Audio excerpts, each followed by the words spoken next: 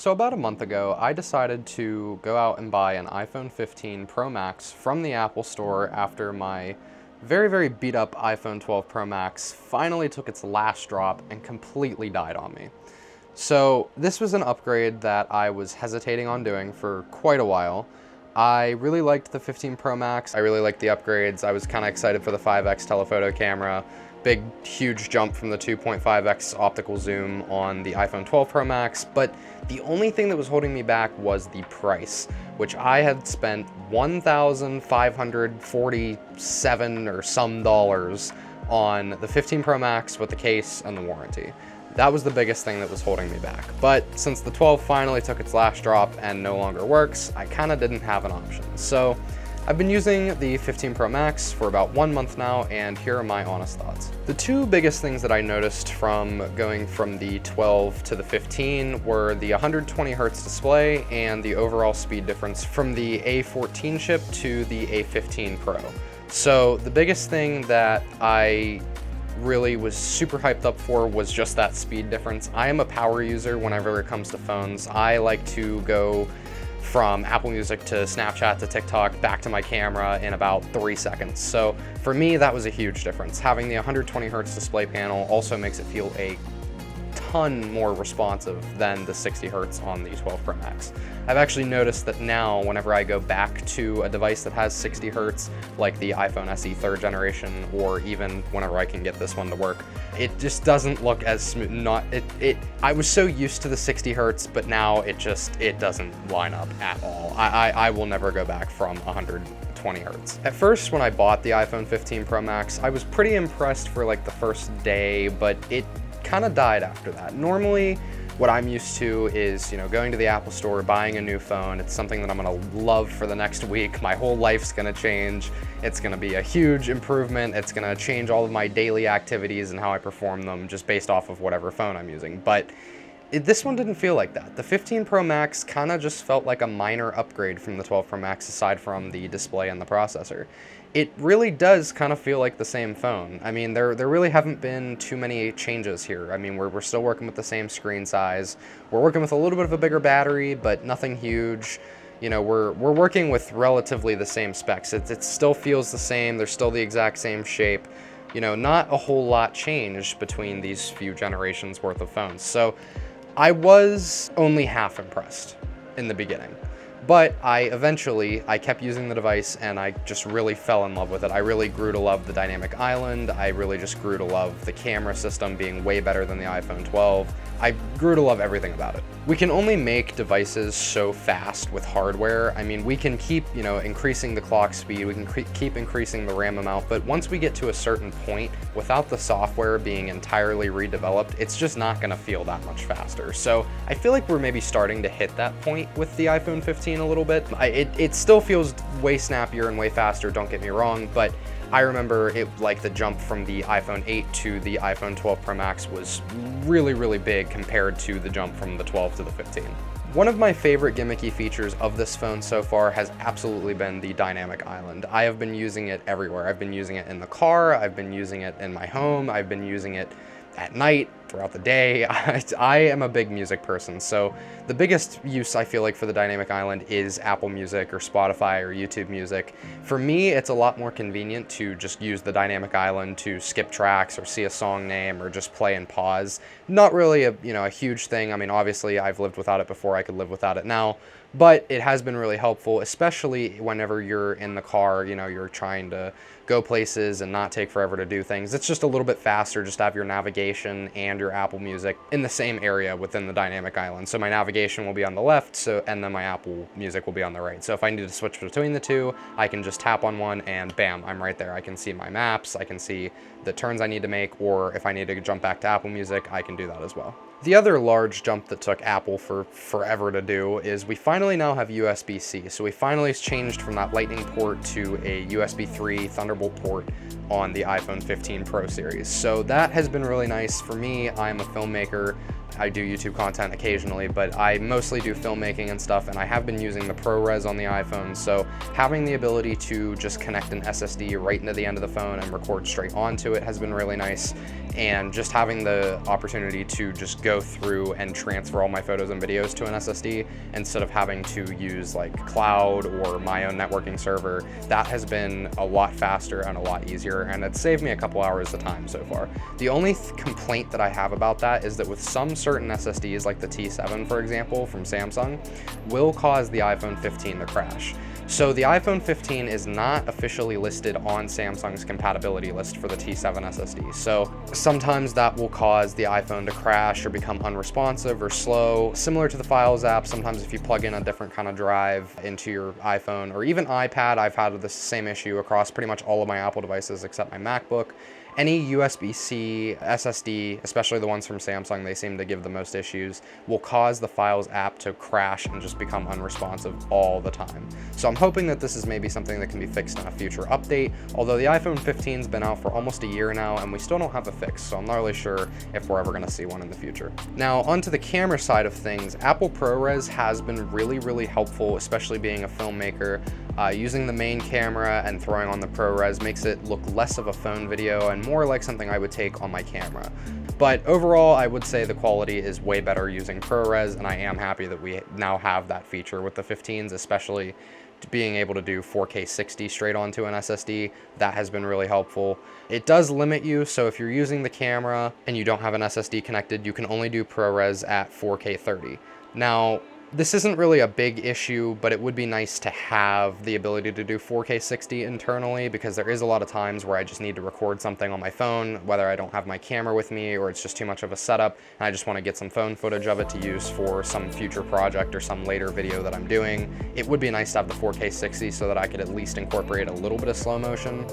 I could go down to HD and do 60 frames there, but still it's not as good as the 4K, and then as soon as you go to 1080p, you can really tell it's from an iPhone. Now, coming with the iPhone 15s, we finally have 48 megapixel cameras. So this is only on the main camera, but as soon as you turn on RAW max mode, it does allow you to take photos in 48 megapixels. I was kind of disappointed though. I remember having my Samsung Galaxy S20 and playing with the 64 megapixel camera, and it did feel like there was a lot more sharpness in it than the iPhone 15 has. Don't get me wrong, the photos are okay, but I would like to see some more detail, especially for it being 48 megapixels. You crop in by about 2 times and you're already starting to see some detail loss. Things are just really starting to look like you took it with a phone. I feel like that's the goal that Apple's really trying to break here, is they want their phone photography and videography to start looking like it came from a camera instead of a phone.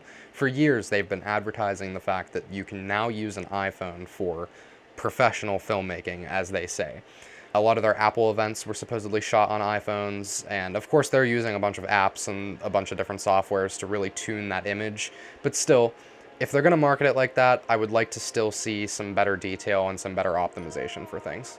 The ultra-wide camera on the iPhone is still kind of disappointing. It's definitely better than it was on the 12 and previous models, but it's still lacking most of its details. So even if you don't crop in, it's still, you can just see it looks very grainy in most cases, especially if you're in low light. It's not as bad if you're, in full daylight taking a picture somewhere outside, but if you're inside using the ultra-wide camera, it is really 50-50. Now, the action mode on the iPhone 15 has definitely been improved from the 14, or at least it seems like it to me. It seems to work way better than when I had the 14 Pro Max for a little while. I do like the action mode. I do use it sometimes. It's a little bit easier than doing the 1080p slow motion to stabilize something with an iPhone, and it works really well. It's just the only thing is that if you're not in broad daylight, if you don't have full sunlight, full light, full control of your light, it does not work well at all.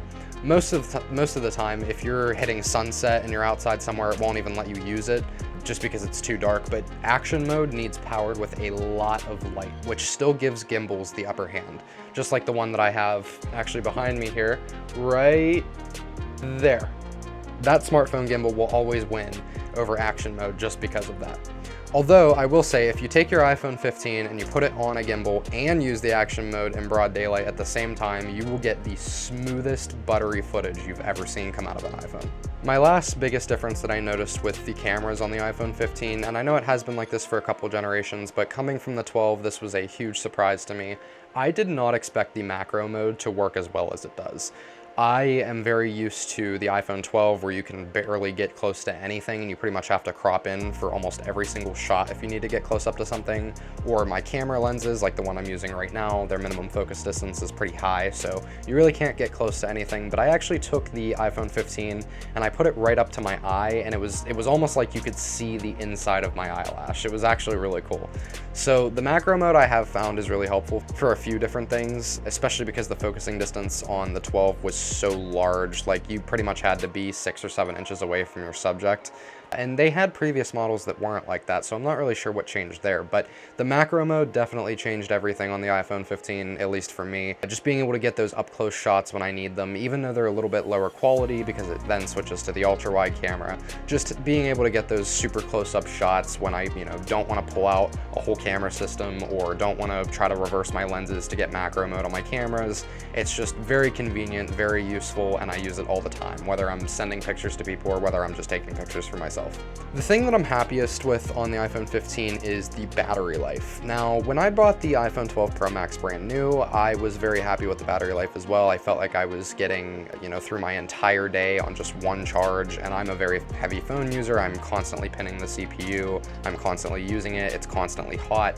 So for me, battery life is a big thing because I hate going and running to the charger 4 times a day just to keep my device charged. Now, with the iPhone 15, it does feel like it lasts longer than the iPhone 12 did whenever it was new. Not by a whole lot, but just by a little bit. I can still get through my entire day.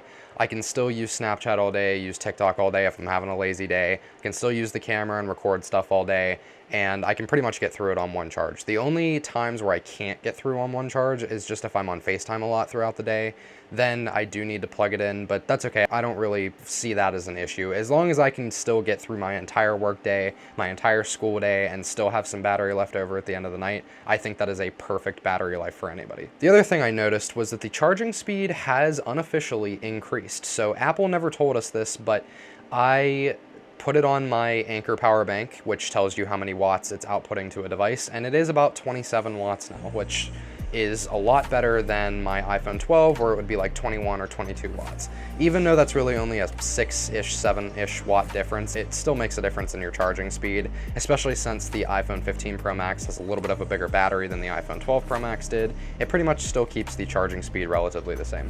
Now that the action button exists, at first I hated the idea of having a button on the side of the phone instead of an actual ringer switch like the older iPhones did, but I ended up growing to absolutely love it. I actually mapped my action button to the flashlight, which I find really helpful like 99% of the time.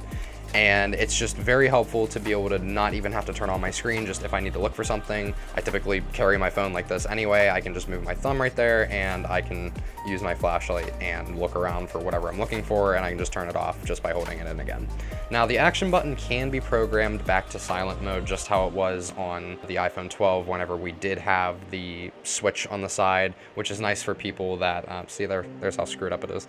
But it's nice for people that actually really used that for the silent mode, but they did move silent mode to the notification center, so it's right there. That never really bugged me. It's like that on my iPad anyways, so being able to have my flashlight as the action button has definitely been super helpful for me. Plus, you can remap it to a ton of other things. I know there's voice recorder, obviously the flashlight, there's the silent mode.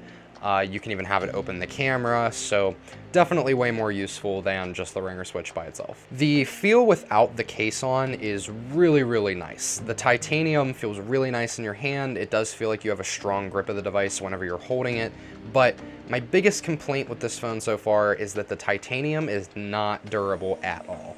My phone went through a 3.5-foot drop on pavement, which was not that high. It didn't fall fast. It just kind of slipped out of my pocket, fell right on the ground, and it put a big, ugly, small, ugly paint chip right in it. With my iPhone 12, that would have never happened. I know I'm using the crappy Apple case, and that's probably why it happened, but still. If you're spending $1,500 on a phone that's supposed to be this nice and this premium, I don't think it should be, one drop and it's totally over for the phone. Definitely you need to buy AppleCare if you buy a 15. I found that out pretty quickly. It's literally a requirement. I think everyone that's had a 15 that I know of has broken it, you know, within the first 6 months of having it. So definitely a requirement if you're going to go with a 15 Pro or a Pro Max that has that titanium on the sides. It chips very easily and you can easily see the white underneath it, and it looks ugly whenever it does. Overall, I mean, anyone looking for a fast phone that's going to be an absolute workhorse, that you're going to have a good, you know, a good enough camera for any kind of social media post or any kind of photo and video editing, you're going to want to have that speed, battery life. I mean, I would recommend this to anyone who can afford it. That's the best way I can put it. If you can't afford a device like this, it's not going to be worth it. It's not going to be worth those payments for something that's $1,500 just for a cell phone.